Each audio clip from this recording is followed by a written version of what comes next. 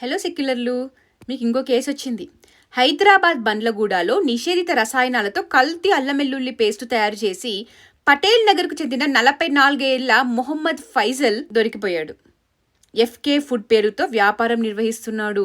పోలీసులకి మొత్తం ఫ్యాక్టరీ దొరికింది, అరెస్ట్ చేశారు. సుమారు 870 కిలోల కల్తీ పేస్ట్ను అధికారులు స్వాధీనం చేసుకున్నారు. ఆహార పదార్థాలలో వాడకూడని ప్రమాదకరమైన రసాయనాలైన టైటానియం డయాక్సైడ్ ఇంకా మోనోసిట్రేట్లను వాడాడట. అయితే దొరికింది జూన్లో. ఇప్పుడు కోవాబన్ ఇష్యూ విన్నాక ఆ అబ్దుల్లాకి 50 లక్షలు హిందువులు ఇచ్చారని తెలిసాక చాలా బాధపడుతున్నాడట.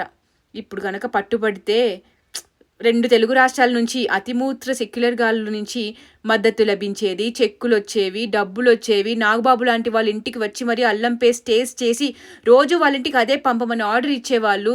ఇప్పటికి మించిపోయిందైతే ఏమీ లేదు. మీరందరూ కలిసి ధర్నా చేయాలి, వాళ్ళని విడుదల చేయమని పోలీసులని డిమాండ్ చేయాలి. మీ అందరూ వెళ్ళి ఆ అల్లం వెల్లుల్లి పేస్ట్ని టేస్ట్ చేయాలి, మీ ఇంట్లో వంటలకు అదే వాడుకోవాలి. జై హో సెక్యులరిజం, సెక్యులరిజం జిందాబాద్ అని ఇంకొకసారి ప్రూవ్ చేసేసేయాలి.